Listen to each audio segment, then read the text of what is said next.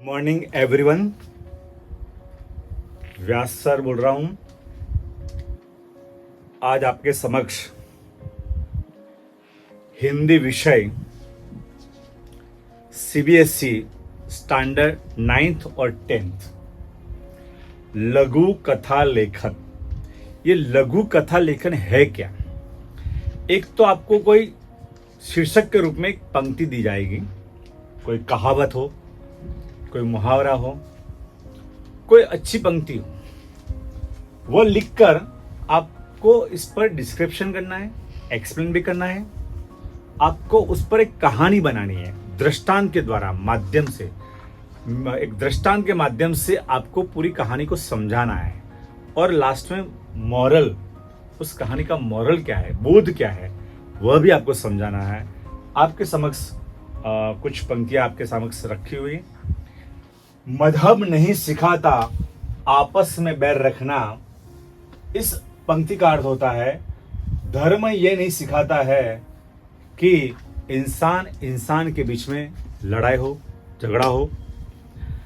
वैसे भी हरिवंश राय बच्चन की एक कहानी मतलब पोयम है, मंदिर मस्जिद बैर बढ़ावे एक करती मधुशाला। मंदिर और मस्जिद बैर बढ़ाती है और मधुशाला यानी शराब जो मैखाना होता है वो एक करता है।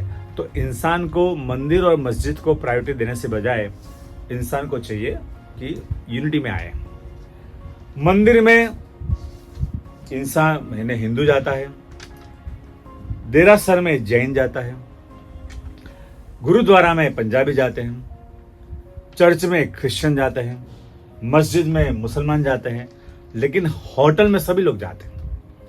जो मंदिर, मस्जिद, गुरुद्वारा जितने भी हमारे धर्म के स्थल है, जो सुकून और शांति के लिए है, जो धर्म पालन के लिए होते हैं, लेकिन जो इंसान के बीच में जो बैर बढ़ाता है, तो अतः हमें ज्यादा से ज्यादा होटलें बनानी चाहिए। लेकिन फिर भी धर्म एक अच्छी बात है। मंदिर में भगवान मिल जाते हैं, लेकिन मन के भीतर भी भगवान देखना चाहिए। जब तक हमें अपने मन के भीतर भगवान नहीं दिखेंगे, तब तक मंदिर में भी भगवान हमें नहीं दिखाई देंगे। और मानव जाति के बीच में झगड़ा होता है, लड़ाई होती। दुनिया के जितने भी विश्व युद्ध हुए या बड़े बड़े युद्ध हुए, वो धर्म की वजह से युद्ध हो रहे। ये सबसे बड़ी ना समझे बेवकूफी है। इंसान इंसान से जुड़े, यही हमारा धर्म का मैसेज होना चाहिए। नीरज एक हिंदी पिक्चर का एक लेखक है, लिरिक्स लिखता है, उसने भी यही बात कही है, मजहब नहीं सिखाता। अब ऐसा मजहब बना दिया जाए जहां इंसान को इंसान से जुड़ा जाए। ऐसी बातें हमें कई लिरिक्स या काव्यों में दिखाई देती है। मानव जगत की सबसे गहरी आस्था है भगवान ईश्वर, क्योंकि हमारा दर्द, हमारी पीड़ा, हमारी आरती, हमारा समस्या हम किससे समक्ष प्रस्तुत करते हैं? भगवान के सामने। तो इस बात से हमें ये सीख मिलती है कि जब तक इंसान दूसरे इंसान के दिल तक न पहुंचे, उनके मन तक न पहुंचे, तब तक इंसान भगवान से बहुत दूर रहेगा। वैसे भी कृष्ण भगवान ने गीता में कहा है, ईश्वर सर्वभूतानां रुद्धि सिरजनुतिष्ठति। हे अर्जुन, भगवान प्रत्येक के दिल में बसते हैं। इसलिए मैं कहता हूं अक्सर, मंदिर तोड़ो, मस्जिद तोड़ो, लेकिन प्यार भरा किसी का दिल मत तोड़ो। जिस दिल में खुदा बसता है, उस दिल को मत तोड़ो।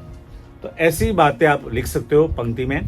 तो मनुष्य संबंध में एक इंसान से इंसान जुड़े, और इसके बीच में आपको एक कहानी क्रिएट करनी है। जैसे यहाँ पे एक कहानी लिखी हुई है, 3 मित्र है, एक का नाम है राम, दूसरे का नाम है असलम या अली बोल सकते हैं हम, और तीसरे का नाम है गुरमित। वे सब एक दूसरे से घर पे सभी जाते हैं। सभी उत्सव, हमारा जो भारत देश है वो उत्सव प्रिय है। उनको हर एक चीज में उत्सव मानते हैं, चाहे ईद हो, चाहे दीपावली हो, चाहे वो गुरु नानक का कोई प्रसंग हो या कोई धार्मिक प्रसंग हो। उसमें हम सब लोग मिलजुल के हर एक प्रसंग को हम एंजॉय करते, जुड़ते हैं, और इंसान इंसान से जुड़ना ये हमारा मुख्यतः उद्देश्य होता है। और तीनों मित्रों साथ में रहते थे, लेकिन एक बार उस नगर में इलेक्शन हुआ, और इलेक्शन की वजह से बड़े बड़े नेता आए और अपनी जातिवाद के झगड़े से, अपने वार्ड के चक्कर में तीनों को अलग करवा दिया, झगड़ा करवा दिया। और इन दिनों के बाद 1 साल तक तीनों एक दूसरे से बात नहीं करें, एक दूसरे के प्रसंग में जा नहीं पा रहे हैं, और इस तरह से न जाने कितने सालों तक एक दूसरे के दुश्मन रह चुके हैं। लेकिन एक बार ऐसा हुआ कि सामने से राम रहीम के घर पे या असलम के घर पे गया और उसको ईद मुबारक किया और गले लगाया, तब जितने भी गिला शिकवे थे वो सारे गिले शिकवे खत्म हो चुके और दोनों एक दूसरे में मिलकर बात हुई। सेवैया मुस्लिम लोग सेवैया खिलाते हैं और इस तरह से इन्होंने ईद अपनी तोड़ा, रोजा भी तोड़ा। उसके बाद गुरमीत का एक प्रसंग आया, जब गुरु नानक के जो भजन कीर्तन होते हैं, गुरु नानक का एक पद है, नाम खुमारी रहे दिन राती। तो भगवान गुरु नानक कहता है कि नाम खुमारी रहे दिन राती। तो ऐसे भजन कीर्तन गा रहे थे ओमकारा की। तो इस तरह से भजन कीर्तन में सब लोग गए। तो राम और असलम उनके गुरु नानक के जो प्रसंग था उसमें गए। तो तीनों इस तरह से एक दूसरे मिलने लगे और आपस में जो गिले शिकवे थे, लड़ाई थी, झगड़े थे, वो सब दूर हो गए। इसी तरह से हमें अपने जितने भी फेस्टिवल है उनमें, चाहे उत्तरायण का प्रसंग हो, मकर संक्रांति हो, होली का प्रसंग हो, जितने भी प्रसंग हो, उसमें हमें जाति आदि को प्रसंग, हमारे स्कूल में यूनिफॉर्म इसलिए दिया जाता है कि हम किसी को ये जज न करें कि ये मुस्लिम है, ये जैन है, ये हिंदू है, ये किस धर्म का है। क्योंकि यूनिफॉर्म का मतलब ये होता है कि इक्वलिटी से हमें देखें। मैं चाहता हूं कि आने वाले दिनों में बच्चों के दिलो दिमाग में ये बात निकल जाए, तो हर एक बच्चे के पीछे भारतीय लिखो, इंडियन लिखो, सरनेम हटा दो। सबकी सरनेम हटा के यदि हम कुछ रजिस्टर बनाए और आने वाले 5 साल तक ऐसे रखेंगे, तो ये जितने भी जातिवाद या धर्म के झगड़े हैं वो दूर हो जाएंगे। ये मेरी सोच है अपनी। इस तरह से आप अपनी सोच को प्रकट कर सकते हो। तो ऐसी बातों को आपको लिखना होगा।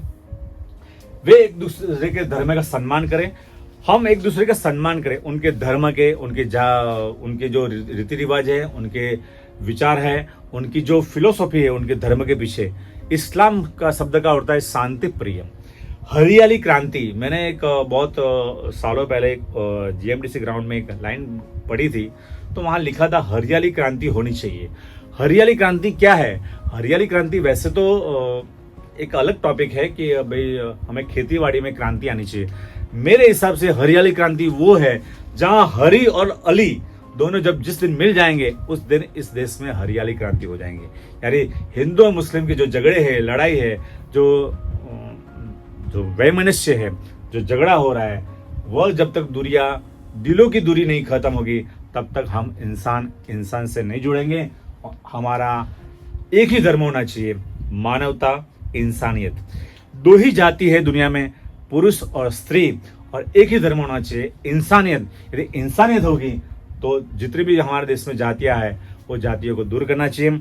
जितने भी धर्म है, ये सारे धर्म को साइड में करके हम इंसान को प्रायोरिटी देंगे तो इंसान वही है जो इंसानियत है।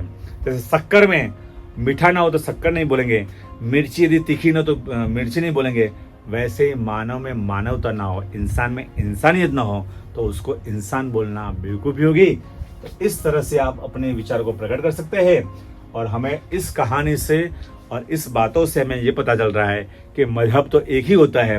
जैसे चांद एक ही है, हजारों घड़े रख दिया जाए पानी भर के, और पानी भर के हजारों घड़े में सारे चांद के जो रिफ्लेक्शन होगा, जो प्रतिबिंब होगा, वो एक चांद होते हुए भी हजारों घड़े में हजारों चांद दिखेंगे।